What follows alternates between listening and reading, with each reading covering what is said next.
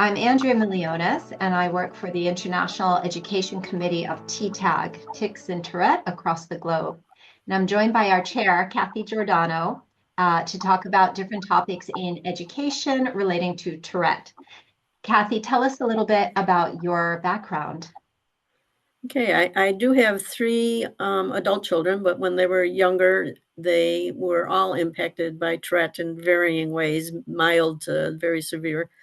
And I decided that it would be a good idea, since I used to be a teacher, to talk to my children's teachers so that they would be aware of Tourette and some of the symptoms. And that was very, very helpful. So I decided that I wanted to do it for other students. So I've been doing that for the last over 35 years. Wonderful. So thank you now for collaborating here with us and talking about these topics that hopefully will be helpful to educators and families and individuals who are affected by Tourette.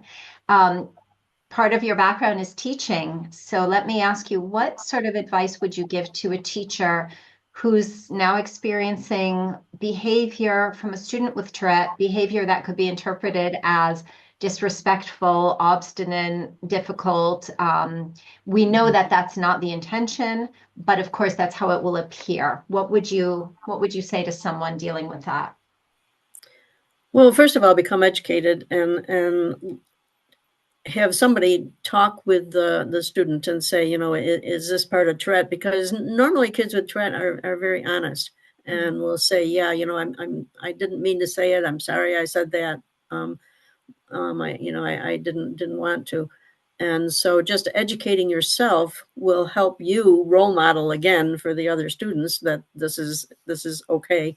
There was a long time ago, I was helping a little girl that was in fourth grade. And the teacher called me one day and she said, okay, this isn't Tourette, because every time I say we're going to have a test or a quiz, she says, shut up.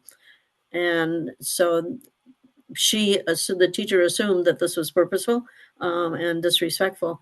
And I said, well, see, everybody else in the class is thinking shut up or worse, but they're able to not say it. The girl with Tourette, it just comes out because that's part of her Tourette. Well, in So that, if you don't mind me saying, it sounds like also the process there is the anxiety is going up because now the student's thinking, uh-oh, test or quiz right, coming, the anxiety goes up and the symptom maybe plays up a bit. right, and that's exactly what initiated the symptom. Okay. She wasn't saying shut up any other time during the day. And that made the teacher think that it was purposeful because she wasn't saying it. She only said it when we're going to have a test or we're going to have a quiz or we got homework. Right. The girl's anxiety went up. And so the symptoms came out, and that was her word at the moment.